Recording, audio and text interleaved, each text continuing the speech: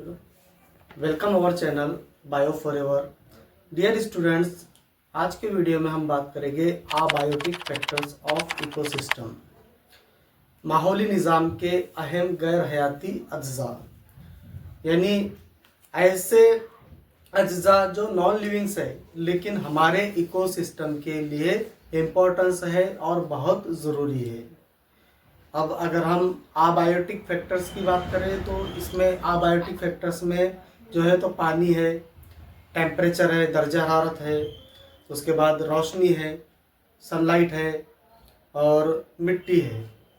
तो ये चार जो है तो अबायोटिक फैक्टर्स है, लेकिन हमारे इकोसिस्टम को जो है तो जकड़ के रखे हुए हैं और बहुत ज़रूरी है हमारे इकोसिस्टम के लिए।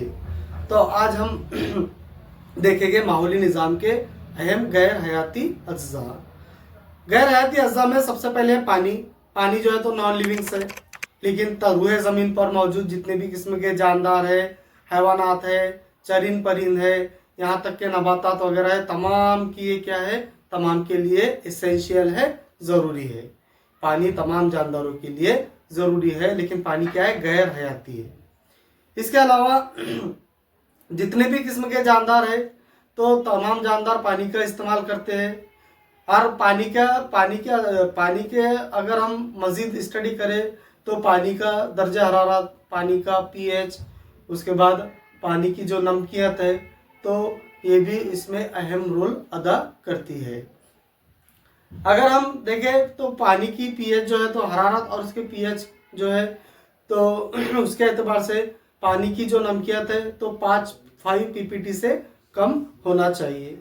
समंदरी पानी की नमकीयत जो है तो 30 से 35 पीपीटी से कम होना चाहिए। इसलिए उसमें जो जानदार है, समंदरी जानदार है, तो वो जिंदा रह सकते हैं। जैसे हम जो पीने का पानी इस्तेमाल कर रहे हैं तो वो उसका जो पीएच है तो 7 होना चाहिए, न्यूट्रल होना चाहिए। इसी तरह समंदर में मौजूद जो पानी है तो वो उसकी नमकीयत भी 30 से 35 से पीपीटी 30 या 35 पीपीटी से कम होना चाहिए। तो ये था पानी। पानी के बाद है दर्जा हरारत, टेम्परेचर। टेम्परेचर भी जो है तो अबायोटिक है, नॉन लिविंग है, लेकिन इकोसिस्टम के लिए ये बहुत ज़रूरी है।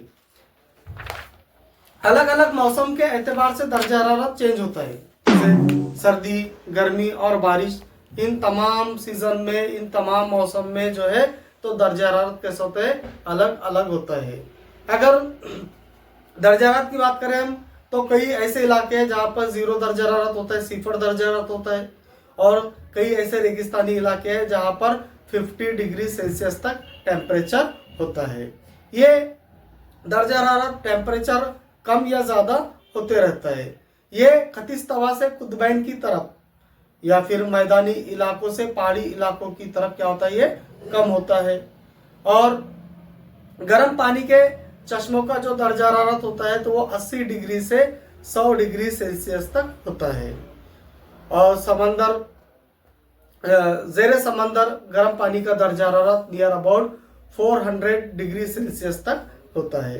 तो ये दर्जा हरारत अलग अलग रीजन में, अलग अलग इसमें अलग अलग होता है, और ये मौसम के एतबार से क्या होता है, तब्दील होते रहता है। लेकिन सबसे माहौल के लिए सबसे इम्पोर्टेंट है, क्योंकि बहुत सारे जो जानदार जिंदा रहते हैं तो वो दर्जा हरारत की बेस पर रहते हैं। यानी बहुत सारे जो वार्म ब्लडेड जानदार है, कोल्ड ब्लडेड जानदार है, तो दर्जा हरारत उनके लिए बहुत अहमियत रखता है। दर्जा हरारत के बाद तीसरा है लाइट, रोशनी। हम सभी को पता है कि रूहे ज़मीन पर मौजूद जितने भी किस्म के नबातात हैं तो वो फोटोसिंथेसिस करते हैं, और फोटोसिंथेसिस के लिए सूरज की रोशनी इंतहाई ज़रूरी है। तो रोशनी भी एक अहम फैक्टर है, एक अहम जुज़ है इकोसिस्टम को मैनेजमेंट करने के लिए, कंट्रोल करने के लिए। क्योंकि सूरज की रोशनी रहेगी तो नबातात जिंदा रहेंगे, नबातात जिंदा रहेंगे तो जितने भी किस्म के हैवानात है, इंसान है, तो वो ऑक्सीजन लेंगे। अब अगर नबातात ही नहीं रहेंगे तो हम ऑक्सीजन कहाँ से लेंगे, है ना। तो रोशनी भी जो है तो सूरज की रोशनी इकोसिस्टम के लिए बहुत ज़रूरी है। उसके बाद है मिट्टी, लास्ट पॉइंट है मिट्टी। तो प्यारे बच्चों, मिट्टी की अलग अलग नोयत होती है। मिट्टी में मौजूद जो नाइट्रोजन रहता है, जो ज़मीन की जरखेज़ी को बढ़ाता है, तो मिट्टी अलग अलग किस्म की होती है, जैसे रेतीली मिट्टी, काली मिट्टी, लाल मिट्टी, और इनके तमाम के जुज़ भी अलग अलग है। यानी काली मिट्टी जो है तो इनमें पानी जज्ब करने की सलाहियत क्या रहेगी, ज़्यादा रहेगी। किसके मुकाबले में? पथरीली मिट्टी के मुकाबले में, रेतीली मिट्टी के मुकाबले में।